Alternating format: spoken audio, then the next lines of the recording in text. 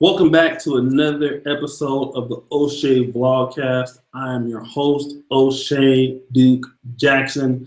Today I'm on back again. I think this is the second time he's come on to the channel. He's no stranger here. He's been on actually more than that. This is individually his second time, but he's been in other group hangouts that we've had here on the channel.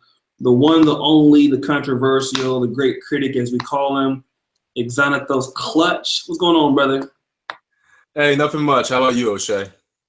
Oh man, I'm a little tired, but the topic today may wake me up because you picked this particular topic that says you don't need whites to like you to respect you. And okay, let's schedule it. I've made some white and black videos as of late because I just came back from Uganda, so I saw some things. I kind of spoke on that. But what made you choose this particular topic as your topic for today? Well, besides going on the theme of what you've been talking about and what a couple other people have been talking about when it comes to race relations in the past, I'd say a few weeks of making videos, this is something that I want to emphasize when it comes to the Black community's perspective and desire of wanting whites to like them. Mm-hmm. Frankly, living in a place that I'd say is well over 90% white and 2% Black, if that, the fact that you need other groups of people to like you in order to coexist is an unnecessary trait that a lot of Blacks, for some reason, I don't know where it comes from, but they feel as if it's some sort of mechanism that they need in order to survive, or at least they think they need in order to survive. Whereas in reality, you don't see other groups of people pandering to parts of white America in order for them to get their respect. Now, for instance, other ethnic groups out here. Now, historically, well, not historically, but recently you've had immigrants, and I'm not even going on the Asian and Indian immigrants who obviously have more than the respect of whites. Quite frankly, they are seen as the model minority. They are seen as the wanted guest in this country. But let's look at people like Middle Easterners and Latinos, people who a lot of people would say are in the middle of the racial totem pole of this country. Now, there are a focal amount of people, particularly white people, who share their disdain about Hispanics and Muslims on a daily basis. But one thing they can't take away from those groups is that they have the ability to do for self, they provide for their own, they have each other's back, and they know a thing called loyalty. They know all the positive characteristics of what a lot of Blacks, for some reason, struggle to do. Mm-hmm. Those positive characteristics of loyalty, of hard work, self-determination. For some reason, Blacks tend to seek ways in order to get the approval of whites and other people in this country by pandering, quite frankly. Whether it's pandering too far to the right, which you have gotten on some people for pandering too far to the right as of late, and some people may criticize us for pandering too far for the right when we just criticize Black buckery.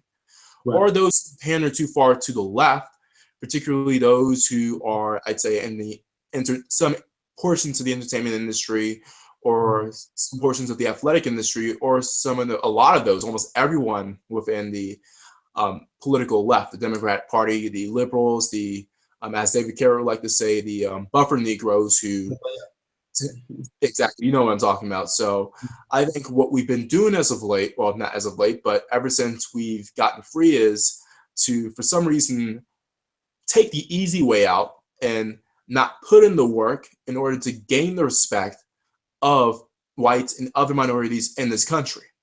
And quite frankly, it's been an epidemic ever since the advent of the welfare state.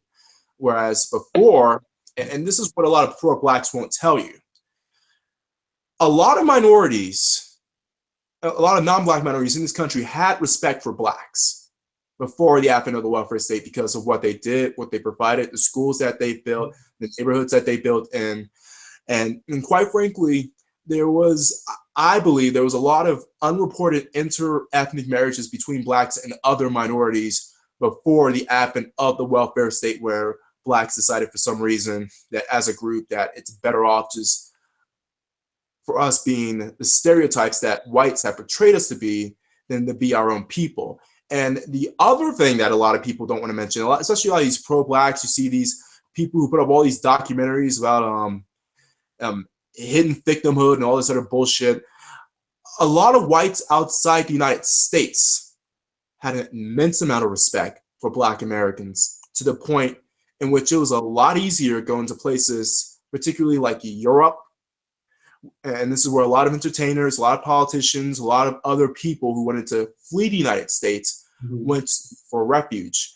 Europe, you have Canada, of course, and there are some cases of blacks. What's up? Like definitely, like France was a big place that France was a big place where a lot of blacks went to escape, to be political refugees, essentially.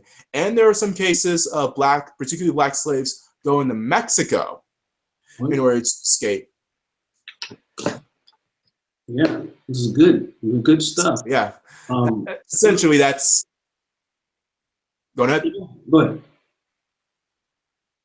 Oh yeah, no, I'm basically done, and I'll say what I have to say about impressing American whites and why it's overrated a bit later, because I think that's just gonna be busting my load, figuratively speaking. No homo. Okay, well, before you ejaculate on everybody intellectually, you make some very strong points. I think that I made like a video similar to this a long time ago, and I'm one of those people who I've said this. I have no problems with whites or other non-minorities. I don't even think that those non-minorities need to like black people. I don't give a fuck if they hate black people. I really don't. I could care less. You know, I don't even think whites should even lose their job for having racist comments against blacks. I know that's going to sound bad. I really just don't give a fuck. I think what a big problem is that black people don't like each other for many various reasons. Like a black person like me and you, for example, we represent maybe what you would consider middle-class black men, educated, both went to college. We will be considered the builders of the black community that should be there, but that will probably never be there. You know what I mean? We were exiled. Yeah, in so many words. So we have black people like me and you who should be on maybe the upper tier of black men coming up in the communities and should be there to sustain them. But what happens is there's a big strife, and there are a lot of black people who just don't like each other, including people like me and you. What I found is that black people just don't respect one another. And without that respect, I said this, I won't call the guy's name. I actually had to fire somebody that was being paid to write for my site, who would turn in shit when he wanted to, 2 different occasions, and he wouldn't have done this with a white person. The things I have to say is that we don't respect one another. So because we don't respect one another and don't like each other, we have to be stupid to think that somebody else would like us or even respect us. I mean, what's your take on the way that black people approach and treat each other that you've seen? I know you're from DC, but I mean, how do we deal with this problem that's an internal problem also? So with the intra-ethnic struggle and the intra-ethnic strife of blacks not respecting each other, I know a lot of black people are going to blame this on slavery and all this other bullshit, but quite frankly, I'm going to blame this on most mediocre Negroes not having dads in their life. They don't respect authority. They don't respect patriarchy, and they don't respect another masculine image or masculine energy. And quite frankly, I think a lot of this comes from these black men being raised by single mothers or mothers who were married to their husbands, but the husbands basically had no balls, so might as well have been raised by single mothers. Mhm. It is a rampant issue in which a lot of blacks tend to not have a lot of respect for just authority in general, whether it be black authority, white authority, so forth. But the difference between the respect for, or the lack of respect for black authority and the mild respect for white authority is that white authority runs this nation. Let's just call it clear. And quite frankly, unlike black authority, where yeah, you could have all the dads in the house in the world, all the black bosses or black police officers, quite frankly, blacks don't run this country, or at the very least, they don't have a say in how this country is run. They don't have any sort of swift and harsh authority behind them. And a lot of these blacks know, a lot of these blacks who tend to disrespect black men but have some sort of respect for white men know that if you fuck around with whites, particularly white men, there are consequences to be had, whether it's in the workforce, whether it's on the streets, whether it's in the legal world, whatever. So quite frankly, it's just for the fact that blacks do not have a strong father image as well as no authority in order to enforce some sort of discipline or punishment, at least a tangible form of discipline or punishment. Mm-hmm, mm-hmm, mm-hmm. Okay, so let's go to this topic. I want to just explain something to you. I want your approach. I was in Kampala, Uganda, from June the 6th to the 15th. I went to a museum called the Uganda Martyrs Catholic Museum. And what I saw there was astonishing. Now, this is Uganda, a place in East Africa, sub-Saharan Africa, where people are extremely darker than me. And there was a painting that was made in 1986. I actually have it. It's being edited. For those of you who did not see my first vlog in Africa, it's up. Go to my O'Shea Vlogcast channel and just check it out. It's vlog number 15. I just put it up a few hours ago. This particular situation where there was a painting created in 1986 where there was a white Jesus with black African Ugandan angels surrounding him. And this was this was Jesus Christ. This was created by an African artist. And so what I and my grandmother still to this day, you go to her house, there are white angels all over the wall. There is a white Jesus on the wall. There is all of this that's there. And I've talked to her several times about this. It's something that she has. It comes to the point where we, black people, when it comes to getting white approval, black people have been taught to seek that approval, to worship white people, to really love white people, to really have a lot of respect for white people. And so black people, I know what you're saying that, well, you don't need whites to like you, to respect you, but black people have been subconsciously taught this. How can black people break that type of thinking when that's like almost embedded in them in Africa, in Jamaica, all over the world where black people are, that you need to worship white people subconsciously? How do blacks break away from that thinking?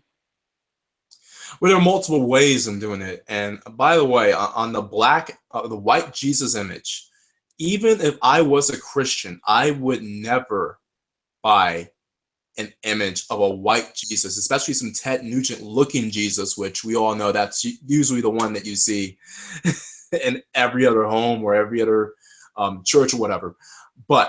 And we all know that Jesus, even you don't even have to read the Bible to know that Jesus was not white. Some people say he was black.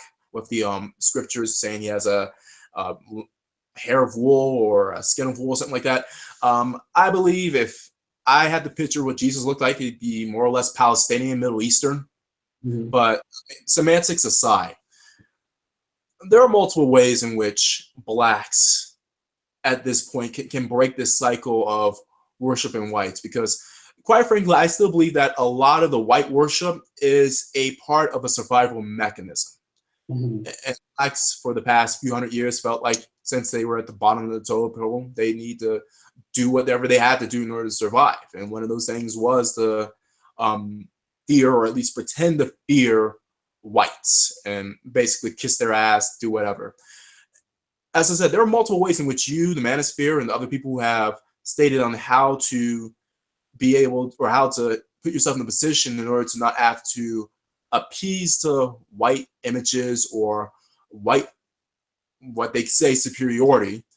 And that one, build your own infrastructure, build your own countries that are to the point in which they're up there with those Caucasian countries.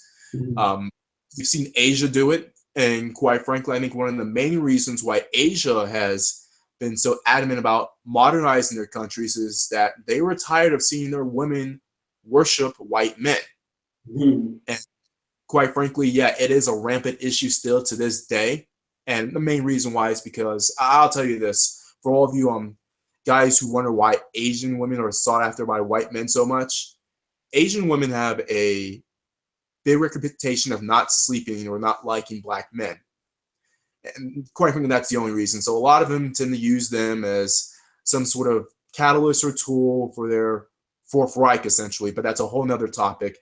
But the Asian dudes are, I think, on large, are tired of this, or have been tired of this, to the point in which they're starting to get their shit in gear, build their own societies, and win over their own women back. So, Mhm.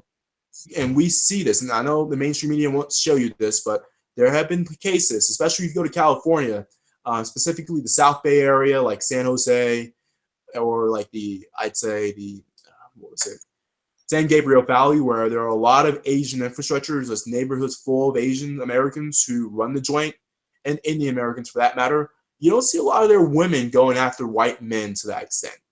It, there is a lot of pride in their communities and in their cultures and in their nations. Mhm. So if blacks want to get away from that white image, especially if they want to get their women away from worshiping white men, Mhm. one way to do it is to essentially build your own infrastructure. Mhm. The other way to do it, and it's to improve your image. And quite frankly, this can be done in multiple ways. One, a lot of blacks complain that, well, white people see us as savages and blah, blah, blah, blah, blah.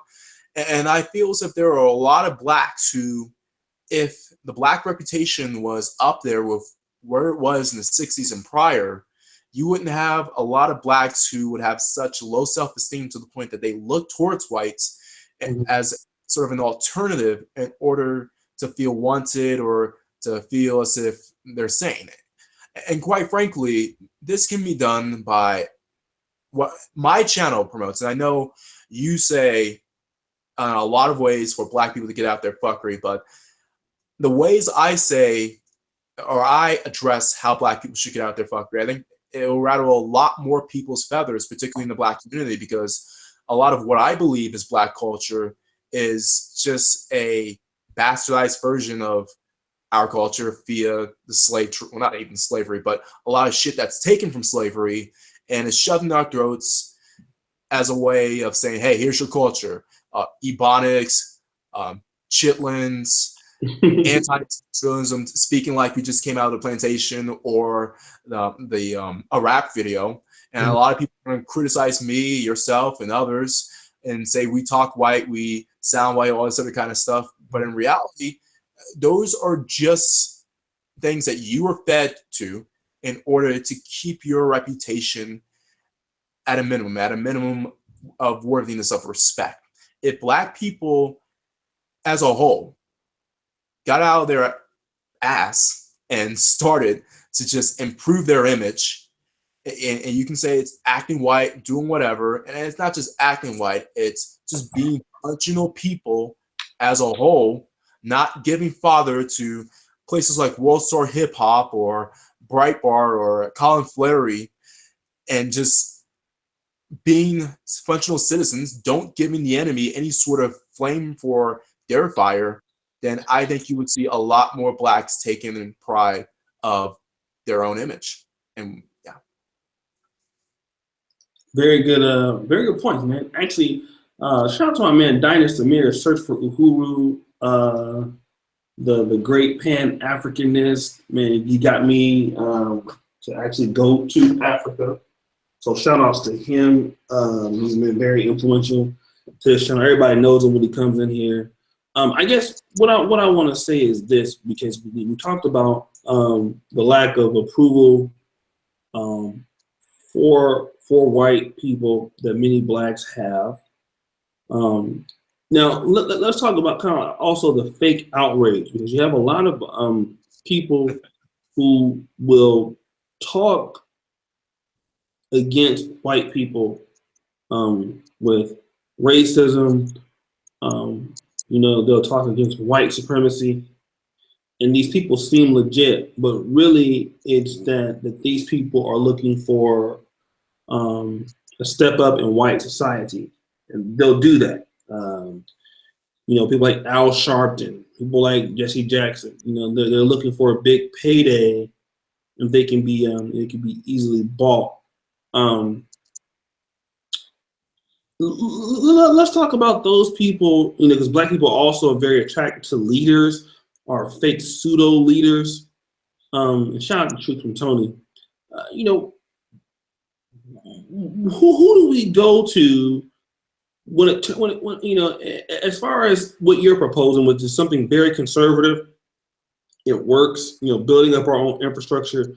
A lot of times you have leadership to help you do this. Who should we turn to? How do we get this accomplished? In your opinions, because a lot of times the black leadership have always fucked people over, stuff like that. What's your if we were to do this, how do we go about doing this? How do we go about building infrastructure in your opinion? All right. So as far as, well, the two questions you mentioned, as far as leaders are concerned, quite frankly, and this is going to sound a bit manifest destiny-ish, but we have to be our own leaders. We can't rely on certain individuals in order to speak for the entirety of Black America, because Black America isn't just one monolith, especially right now. Black Americans have different experiences, grow up in different parts of the country, have different mindsets, viewpoints, and life stories. So to have one or even a few Black leaders to represent is, one, quite insulting, two, quite misleading, three, just plain inaccurate. As far as just leading the Black community, every individual has to find it within themselves in order to lead themselves, whatever that may be. And also, even with Black leaders who are more benevolent, like your Martin Luther Kings, your Malcolm X's, Stokely Carmichaels, etc., if the Black community as a whole tends to put their eggs in one basket or a few baskets, and those baskets get shot down, no pun intended, then you'll see that movement that's behind that leader crumble like that. I mean, look what happened with the Black Power movement after Malcolm X was assassinated, especially from within. Look what happened to the Civil Rights movement after Martin Luther King was assassinated. The cities literally went up in flames, and the Black community has not been the same since. As far as the leaders are concerned, you're going to have to lead yourself. We're going to have to lead ourselves, whatever that may be. And the people who are on the same track as us, the people who take the same path as us while leading ourselves, I do believe that there is strength in numbers in that case, that you may want to find your group of people that you can relate to and that you have a similar objective with, even if you don't believe that the goal is, well, not the goal, but that the path is the same, as long as you can find like-minded people, then network amongst yourselves in order to get the objective done. As far as building infrastructure, I mean, it's quite simple. Sacrifice. You have to look at what's up. Yeah, see that part, sacrifice. Continue on with that, because you're on point. So blacks have to sacrifice a lot of present day pleasures for future glory. A lot of ethnic groups who come here to the United States, including Africans, and this is the number one reason why they're kicking our ass. It's because they're willing to live like shit for the first several years, put their head down for the first several years, and just basically work to the bone, work their ass off, work without challenging any sort of authority. And what I'm going to say next, well, I'm going to say that in a bit, but a lot of people, particularly blacks, aren't willing to sacrifice. I'm just going to say it, nigga trinkets. They aren't willing to sacrifice foregoing that Benz, or foregoing going to the club every week, or foregoing these vacations and trips, or whatever material goods that blacks are told to like. They aren't willing to room up with a couple of guys like a lot of foreigners do. Like you'll see foreigners room up 7 at a time. Yeah. A 3-bedroom apartment, or even if they buy a house, it's literally, yeah, you may have a couple of people who have their own rooms, but you have a couple of guys, especially those who are just beginning, they'll share a room. And quite frankly, that's the way that a lot of these people are able to build capital in order to buy their own businesses or buy other businesses, to start their own companies, to start their own hustle, do whatever it takes. And then once you have that capital, once you have that money, that's when you're able to invest in your own infrastructure. And that's how a lot of these foreigners are able to just buy neighborhoods at a time, buy stores, buy businesses, especially in the hood, and in order to just, one, either sell their products to the people who are there, or in some cases just take over the neighborhood entirely. So that a lot of gentrified neighborhoods, a lot of gentrification is usually whites or just rich people buying up Latino and African neighborhoods, because you know that a lot of Latinos and Africans, and along with Arabs, Asians, whoever, tend to know what's up. They tend, and it goes back to what I was saying earlier, they have a code, they have a moral ethic code. They business versus Muslim American blacks, which for some reason we've been told that we don't know how to do business, or doing business is a white thing or a cornball thing or whatever. And quite frankly, a lot of what foreign expertise understand that blacks don't is that you don't always have to challenge authority then and there. What I'm going to say next is controversial.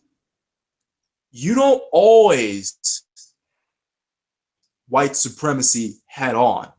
Sometimes bowing down to it is the most effective strategy you can use against it. I can elaborate on that if you want. Yeah, go ahead and do that. That was an interesting point.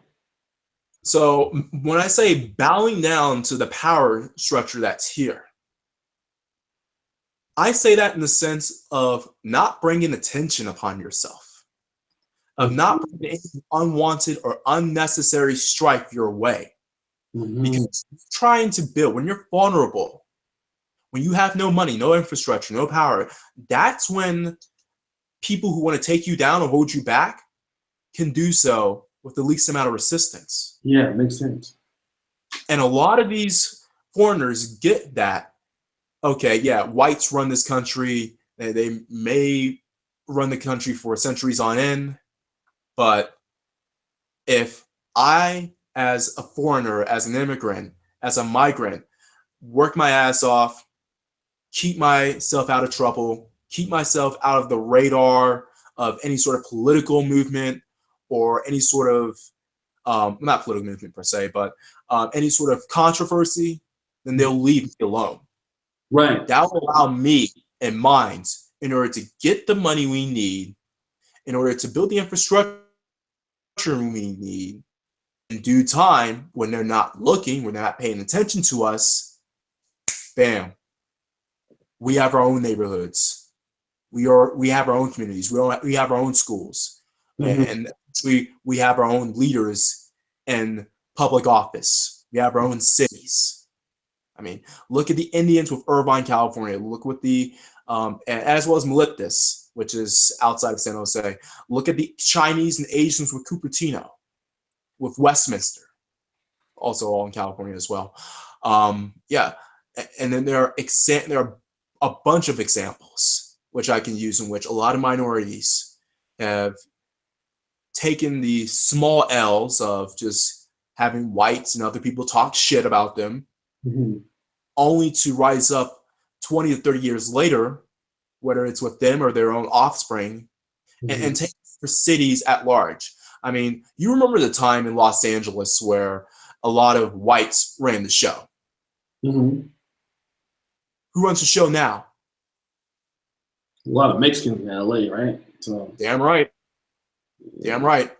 And while blacks were bitching and moaning and saying no justice, no peace, fuck the police, all this other kind of shit, bringing unwanted attention upon themselves, with catchy music and catchy beats and shit, a lot of Mexicans were like, nah, we don't need that heat on us. We need to just stick to the grind, stick to the work, stick to the mission. If you got to take a couple of beaner or wetback jokes, and so be it. You'd just be like, si, senor, do you need your house clean, or do you need mow lawn or whatever?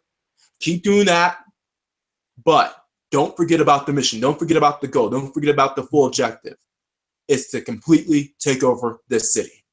And while the blacks were getting their ass kicked in South Central, the Mexicans decided to basically take it over, along with other cities.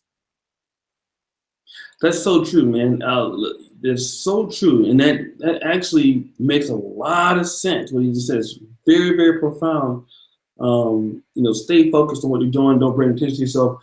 Josiah Johnson writes, 10 to 15% increase in banks are now Asian in New York State. Now the Asians are moving up, and the Indians with the African American has stayed stagnant. And then we have David Lundmark. Shout out to Tony, by the way. I see Brendan Sanders.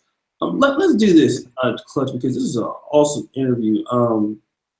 Definitely got to do a part 2 to this also. But let me also, yeah. And I'm looking at the comment section if you're wondering what I'm looking at. Compton, let me just say this. Compton was predominantly in the 70s, primarily a black community. Blacks are getting their ass beat out of Compton right now. I was born in Linwood, so I went to Compton College before I went to Howard. Yeah, black people lost Compton.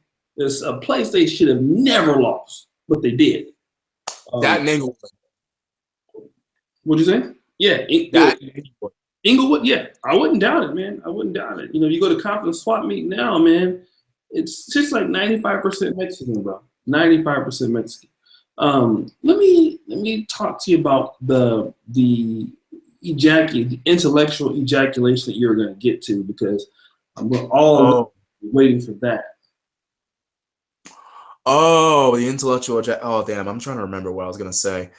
So as far as the intellectual ejaculation is concerned, sort of alluded to it on the last point I stated, that as far as a lot of whites or a lot of blacks who whine and complain about white supremacy goes, the best strategy is not only to not bitch about it, but to go with the flow. And by going with the flow, I mean, as I stated before, just act like you're in compliance. Not necessarily be in compliance, not necessarily agree to their tactics or agree with what they're doing, definitely not. But in order to keep yourself outside of being seen as a target, the strategy that you have to use sometimes is to basically lay low. And me being out here in Utah, laying low is a strategy that I've noticed that a lot more blacks tend to do. One, because we're only 2% of the population, and two, a lot of us who come here tend to come here for either jobs or school or play for the Jazz. But a lot of what I've seen within the few blacks who are here in Utah is that a lot of them are playing it smart. A lot of us are playing it as what I'm saying, just, stay off the radar, keep your nose clean to the point in which we're able to make our own network, our own infrastructure, and so forth. And quite frankly, a lot of the times, the infrastructure and network and resources and influence doesn't have to come necessarily through owning neighborhoods. It can be just through investment. It can be just through being able to move money from one place to another, one candidate to another, one political party to another, in a quick amount of time. So the intellectual masturbation, the point that I wanted to make is essentially, don't go fighting and complaining and whining about white supremacy all the damn time. Now, a lot of people, and I'm sure you remember this back when I used to deal with a less than, and I'd say during the second Black not Manosphere, but the second Black Republic of YouTube, where it was just nothing but a bunch of roasters and coon hunters, where if you say something that's in defense of someone that was against some sort of criminal, you were considered a coon. Yeah. So in a lot of these cases, a lot of them didn't see the strategy. They don't see a lot of the strategy that me and some of the other critics back then were doing at the time. Quite frankly, a lot of the criticisms that we get of criticizing Black behavior isn't to appease whites. That isn't what we do it for. It's to basically improve the Black image to the point where racist whites and racist people of other minorities who tend to kiss ass to whites wouldn't have any fuel for their fire. And quite frankly, the strategy behind this is so that we can know who the real racists are, and who the people who were just tired of ghetto Black fuckery were, and we can treat each one accordingly. That's, at least in my opinion, that's at least in my perspective, at least what I was doing, or what I am doing, is along those lines. It isn't to stand up to white racists, the alt-right stormfront. We all know those guys are just as, have just as much fuckery as the SJWF or the pro-blacks, or whoever wants to defend Black fuckery. But the point is this: in order for us to be taken seriously, in order for us to have respect, we need to have respect for each other, and we need to be a respectable group of people.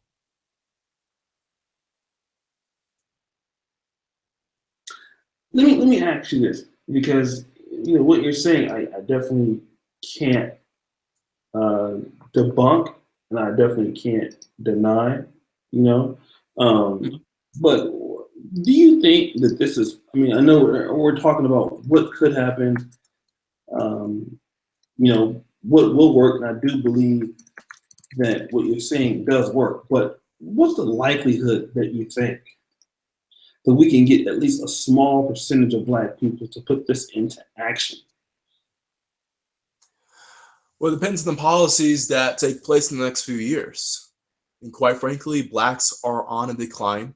And quite frankly, I personally do not see a lot of hope that Blacks as a collective will get their head out of their ass and start just doing the thing, doing what we need to do.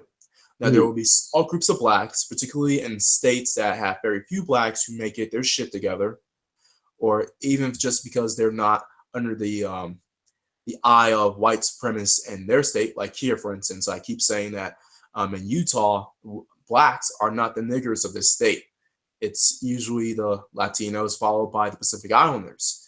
So there is a chance where Blacks in low Black population states can if not already, are building a good reputation for themselves. But if we're talking about states where a mass population of blacks live, unless welfare gets cut like yesterday, and just to get rid of the hyperbole, if the welfare state does not take a big hit within, I'd say, 2020, I don't think there is much hope for the black community in this country in order to ever reverse the tide of improving the image and improving the reputation. Quite frankly, as you stated, a lot of black people, and I don't even call them blacks, a lot of less than Negroes who have been breeding for the past 50 years thanks to the welfare state don't need to be here. A lot of their lineage should have ended by the time slavery ended. Oh yeah. And it's the fact that whatchamacall, Frederick Douglass stated in some white dudes asked him, or some white politicians asked him, what should we do about the Negro problem? Frederick Douglass said, absolutely nothing. Those who can will survive. Those who can't will just die off. And I know it's very Darwinistic, but what the welfare state has done is give life to a lot of people who shouldn't even be here. Yeah.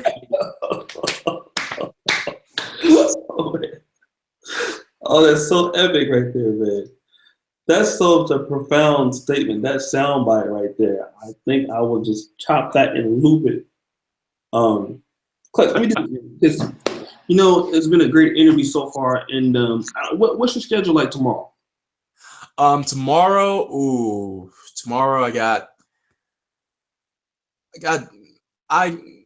it's a bit busy. I can push dinner back. Honestly, I can. Tomorrow I got some plans, but I can push it back. But what can we do a part 2 to this? Part 2, I'd say let's aim. If you really have the time, let's aim for Thursday. Thursday, I don't think I have anything so far. Let's go for Thursday, finishing the part 2 to this. Right. Because part 1, it's like 3:17 in the morning, but we've done at least 45 minutes of part 1. This is already good. I'm assuming we'll get a lot of views. So for those, a lot of people are already saying this is a classic video right now. Let's do this, brother. Let's like the video. And I basically, what I had to do is I had a classic video. I mean, hang out on my other channel. This video, I've done like almost 5 to 6 videos a day. I had a Patreon video that I had to do. So I'm so fucking tired, and I have to write an article in the morning for my column on the Negro Manosphere.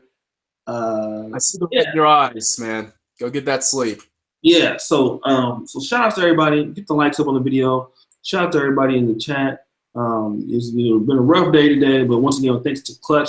Clutch, tell everybody about your channel. How can we find you? All right, so I know people probably don't know how to spell Xanatos Clutch, or at least the Xanatos part. So it's X-ray, Alpha, North, Alpha, Top, Open, Shelf, and then Clutch, C-L-U-T-C-H.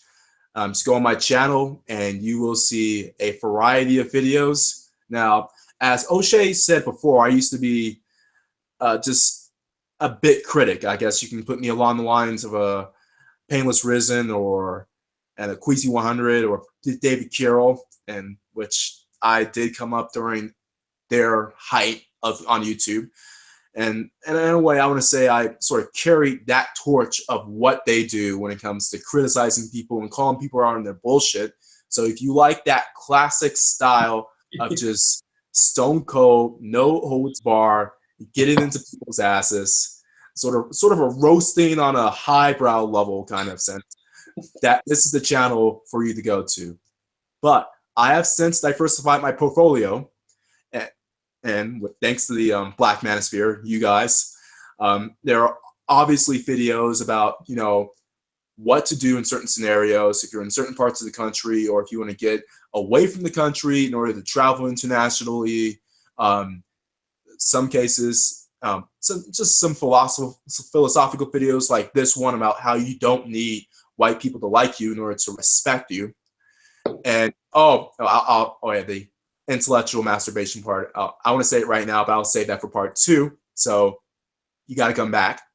And also, I know a lot of you guys out there are more than concerned about chicks and how do I get chicks, how do I get pussy, all other kind of stuff.